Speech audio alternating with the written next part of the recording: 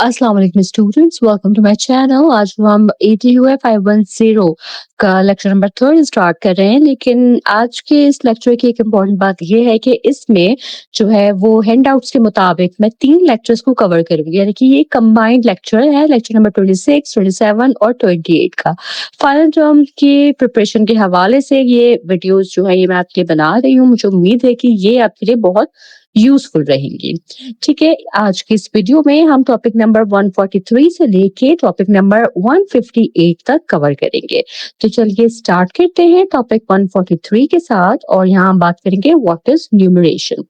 Numeration से मुराद वो तमाम कॉन्सेप्ट्स, स्किल्स और अंडरस्टैंडिंग्स हैं जो बच्चों को 10 से बड़े नंबर्स को समझने, नाम देने और प्रोसेस करने में मदद देती हैं। छोटे बच्चे अक्सर 11 को सिर्फ 10 के बाद आने वाला नंबर समझते हैं और 12 को 11 के बाद आने वाला। लेकिन मैथमेटिक्स में सिर्फ काउंटिंग काफी नहीं होती है, बच्चों को ये समझना जरूरी है कि नंबर्स को टेंस और वंस की फॉर्म में भी सोचा जा सकता है। इसी कॉन्सेप्ट को बेस रिप्रेजेंटेशन कहते हैं। जब बच्चा 34 को 3 टेंस और 4 वंस के तौर पर समझता है तो उसकी नंबर अंडरस्टैंडिंग बहुत मजबूत हो जाती है। Numeration, oral naming, numeral writing, comparing numbers और फ्यूचर अरिथमेटिक्स की बुनियाद है।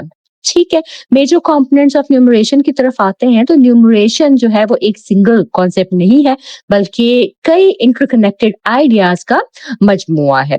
सबसे पहला कंपोनेंट ग्रुपिंग है। यहाँ पे बच्चे ऑब्जेक्ट्स को इक्विवेलेंट ग्रुप्स में डिवाइड करना सीखते हैं। मिसाल के तौर पे अगर 23 स्टिक्स है तो उन्हें 2 ग्रुप्स ऑफ 10 और 3 सिंगल स्टिक्स में डिवाइड किया जा सकता है।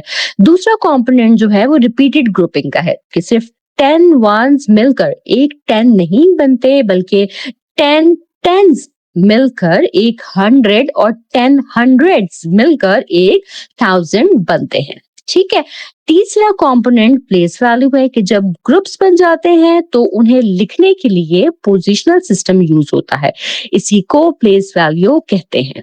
चौथा कंपोनेंट नंबर्स को 3 तरीकों से रिप्रेजेंट करना है, oral number name, written numeral, base representation. ठीक है, पांचवा कंपोनेंट ट्रांसलेशन है। बच्चे को हर रिप्रेजेंटेशन को दूसरी रिप्रेजेंटेशन में कन्वर्ट करना आना चाहिए।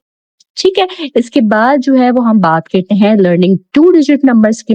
2 डिजिट नंबर्स सिखाना मैथमेटिक्स का जो है वो बहुत अहम स्टेज कह के होती है। रिसर्चर्स का मानना है कि बच्चों को 2 डिजिट नंबर सिखाने के लिए सीक्वेंस फॉलो करना चाहिए ताकि रोट लर्निंग कम हो और कंसेप्चुअल अंडरस्टैंडिंग ज्यादा हो। इस लर्निंग सीक्वेंस के मेजर यूनिट्स में शामिल है grouping ones and naming groups, oral names for tens and ones, 2 digit numeral. हर स्टेज पिछले स्टेज की अंडरस्टैंडिंग पर बिल्ड करती है, इसलिए टीचर को जल्दी नहीं करनी चाहिए और हर कॉन्सेप्ट को मीनिंगफुल बनाना चाहिए। ठीक है, फिर हम बात करते हैं grouping ones and naming the groups. सबसे पहला ऑब्जेक्टिव बच्चों को ग्रुपिंग सिखाना है। सही है, टीचर ऑब्जेक्ट्स जैसे स्टिक्स, काउंटर्स या बटन्स यूज कर सकती है उनको ग्रुपिंग सिखाने के लिए। जैसे अगर 24 स्टिक्स हैं तो टीचर उन्हें 10-10 की ग्रुप्स में अरेंज करवा सकती है। रिजल्ट क्या होगा कि 2 ग्रुप्स बन जाएंगे 10 के और 4 सिंगल स्टिक्स रह जाएंगे। इस तरह से 24 वो अंडरस्टैंड करेंगे। सही है, अब बच्चा ना इस क्वांटिटी को 2 टेंस 4 वंस के तौर पर बयान करेगा। ये एक्टिविटी बच्चों को प्लेस वैल्यू समझने के लिए मेंटली प्रिपेयर करती है। जब वो ग्रुप्स और लेफ्ट ओवर्स का जो कॉन्सेप्ट है वो समझ लेते हैं तो फ्यूचर न्यूमरेशन जो है वो फिर उनके लिए बहुत आसान हो जाती है। इसके बाद हम बात करते हैं ग्रुपिंग बाय टेंस की। तो देखिए हमारा न्यूमरेशन सिस्टम बेस 10 सिस्टम है, इसलिए ग्रुपिंग बाय टेंस बहुत इंपॉर्टेंट कॉन्सेप्ट होता है। टीचर 50 काउंटर्स डिस्प्ले करती है और बच्चों से काउंटिंग करवाती है। जब काउंटिंग कंप्लीट हो जाती है तो काउंटर्स को 10-10 के ग्रुप्स में अरेंज किया जाता है। अब बच्चे देखते हैं कि 10, 20, 30, 40, 50 ये काउंटिंग बाय टेंस है। ठीक है, इस एक्टिविटी से क्या होता है कि बच्चों को समझ आता है कि बड़ी क्वांटिटीज को एफिशिएंटली काउंट करने के लिए ग्रुपिंग का कॉन्सेप्ट कितना यूजफुल है।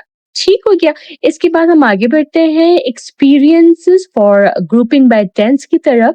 तो देखिए टीचर ना प्रैक्टिकल एक्टिविटीज के ज़रिए बच्चों को काउंटिंग बाय वन्स और काउंटिंग बाय टेन्स का फ़र्क समझा सकती है। फॉर एग्ज़ाम्पल कि 50 काउंटर्स को पहले इंडिविजुअली काउंट करवाया जाए, फिर उन्हीं काउंटर्स को 5 ग्रुप्स ऑफ 10 में अरेंज करके काउंट करवाया जाए। बच्चे खुद महसूस करेंगे कि ग्रुपिंग काउंटिंग को कितना आसान बना देती है। इस प्रोसेस के ज़रिए टेन्स और वंस का जो कॉन्सेप्ट है वो फिर नेचुरली बच्चों में डेवलप हो जाता है। ठीक हो गया। इसके बाद जो है वो हम बात करते हैं oral numbers names for tens and ones की। जब बच्चे ग्रुपिंग समझ लेते हैं तो नेक्स्ट स्टेज आ जाती है ओरल नेम्स की। ठीक है, टीचर मल्टीपल ऑफ टेंस जो है वो इंट्रोड्यूस करती है, जैसे 10, 20, 30, 40, 50 इस तरह से। ये नेम्स फ्यूचर 2 डिजिट नंबर्स की बुनियाद है। जब बच्चा 30 समझ लेता है तो 32 और 35 समझना फिर उसके लिए बहुत आसान हो जाता है। ठीक है, इसके बाद आगे बढ़ते हैं understanding tens and ones together. Teacher एक ग्रुप ऑफ 20 काउंटर्स और दूसरी साइड पर रेंडमली अरेंज 20 काउंटर्स जो है वो रख सकती है। ठीक है, फिर वो पूछे कि क्या दोनों तरफ क्वांटिटी सेम है या इनमें कोई फ़र्क है। सही, तो बच्चे फिर समझते हैं कि अरेंजमेंट चेंज होने के बावजूद क्वांटिटी जो है वो सेम रहती है। इस तरह 2 टेंस इक्वल्स टू 20 या 3 टेंस इक्वल्स टू 30, ये वाला जो कॉन्सेप्ट है वो फिर बच्चों में स्ट्रॉन्ग होता है।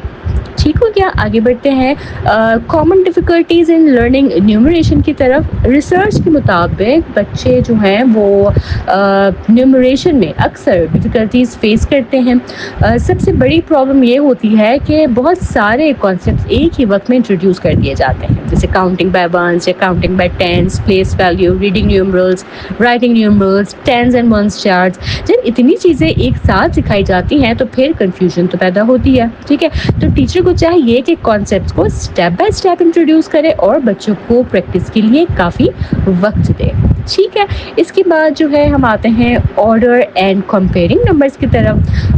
तो देखिए जब बच्चे टेंस और वंस समझ लेते हैं तो उन्हें कंपेयर करना भी सिखाया जाता है। जैसे कि अगर 35 और 55 हैं तो पहले टेंस कंपेयर किए जाएंगे, जैसे 3 टेंस और 5 टेंस, या 5 टेंस ज़्यादा है इसलिए 55 जो है वो 35 से बड़ा है। ठीक है, इस तरह बच्चे नंबर ऑर्डर और मैग्नीट्यूड को समझने लगते हैं। ठीक है जी, आगे बढ़ते हैं नेक्स्ट टॉपिक की तरफ जो कि है एस्टिमेशन एंड अप्रोक्सीमेशन।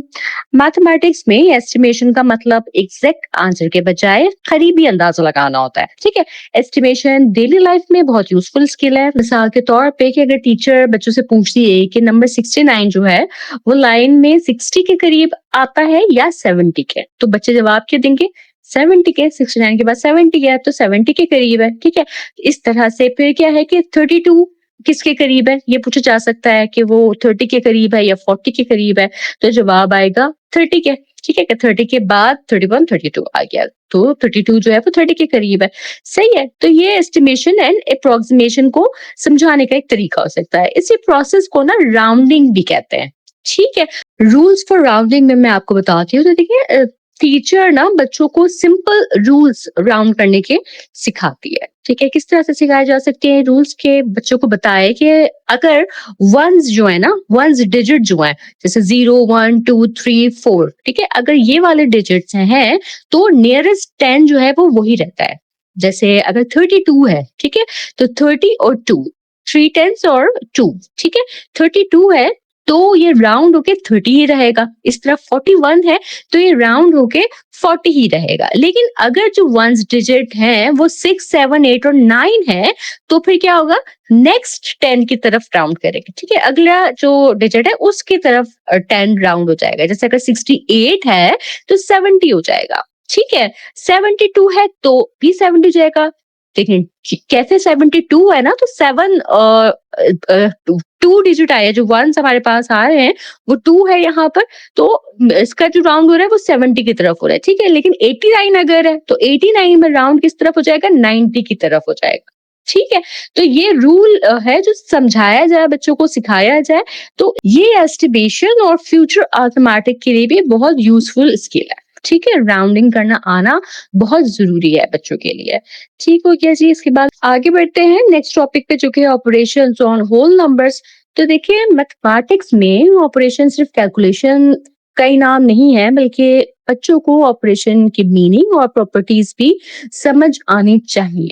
टीचर जो है वो बच्चों को सेट्स कंबाइन करवाकर एडिशन के जो कॉन्सेप्ट है वो सिखा सकती है। जैसे अगर 3 ब्लॉक्स प्लस 2 ब्लॉक्स है, ठीक है, तो टोटल कितने हो गए, 5 ब्लॉक्स हो गए। इस एक्टिविटी से बच्चा सिर्फ आंसर याद नहीं करता, बल्कि ऑपरेशन का जो कॉन्सेप्ट है उसको भी समझता है। ठीक है, फिर आते हैं हम प्रॉपर्टीज ऑफ एडिशन की तरफ। देखिए केयरफुली प्लान्ड लेसन्स के जरिए बच्चे एडिशन की इंपॉर्टेंट प्रॉपर्टीज जो है वो सीखते हैं। हमारे पास एडिशन की जो है वो 4 प्रॉपर्टीज हैं: commutative property, identity property, associative property और क्लोजर प्रॉपर्टी। कॉम्यूटेटिव प्रॉपर्टी जो है इसमें ऑर्डर चेंज होने से आंसर चेंज नहीं होता, जैसे 3+2 हो या 2+3 हो, आंसर तो 5 ही आएगा। ठीक है, तो ये चीज हो गई कॉम्यूटेटिव प्रॉपर्टी। फिर है आइडेंटिटी प्रॉपर्टी, इसमें क्या है कि 0 ऐड करने से नंबर सेम रहता है।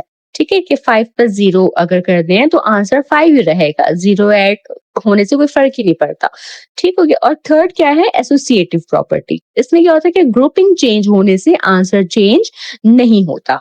ठीक है, जैसे एक ग्रुप है 2+3+4 का, ठीक है, और इसी की तरह इसके इक्वल एक ग्रुप अगर ले लेंगे 2+ और ग्रुप कर दें 3+4 को। ठीक है, तो क्या है कि ग्रुप चेंज कर दिया लेकिन आंसर जो है वो फिर भी वही रहेगा।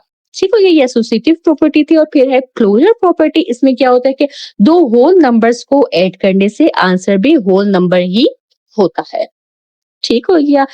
इसके बाद जो है हम आते हैं इम्पोर्टेंस ऑफ कॉन्सेप्चुअल लर्निंग की तरफ। ठीक है, टीचर का मकसद जो है वो सिर्फ कैलकुलेशंस करवाना नहीं होना चाहिए। अगर बच्चा ऑपरेशंस के कॉन्सेप्ट और प्रॉपर्टीज को समझ लेता है तो एडिशन उसके लिए इजी हो जाती है, सब्ट्रैक्शन मीनिंगफुल हो जाती है, मल्टीप्लिकेशन समझना उसके लिए आसान हो जाता है, फ्यूचर अलजेब्रा की बुनियाद जो है उसकी फिर मजबूत हो जाती है। इसीलिए कॉन्सेप्चुअल अंडरस्टैंडिंग को रोड लर्निंग पर तरजीह देनी चाहिए। ठीक हो गया जी।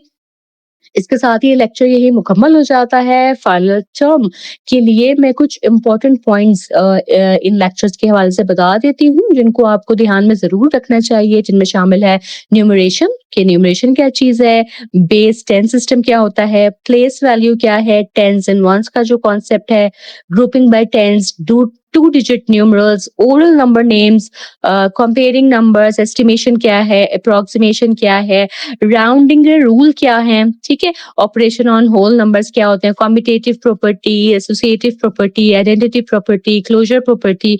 ठीक है, एडिशन की जो 4 प्रॉपर्टीज हमने पढ़ी हैं इनको आपने समझना है।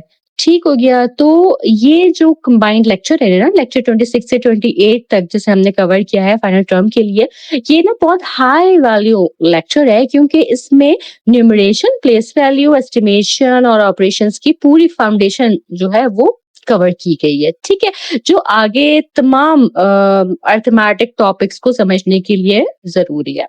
ठीक, इसके साथ ही हमारा ये लेक्चर यही मुकम्मल होता है। मुझे उम्मीद है कि ये आपके लिए काफी यूजफुल लेक्चर होगा। अगर आपके कोई सवाल हो या कोई फीडबैक आप देना चाहें तो जरूर मुझे कमेंट सेक्शन में बताइएगा। चैनल पर नए हैं तो सब्सक्राइब करना हरगिज ना भूलिएगा और लेक्चर को जरूर शेयर करें ताकि आपकी तरह दूसरे स्टूडेंट्स भी इनसे फायदा हासिल कर सके। मैं इंशाल्लाह ताला अपने नेक्स्ट लेक्चर के साथ जल्द हाजिर होंगी। तब तक आप सब अपना बहुत ख्याल रखिएगा। अल्लाह हाफिज।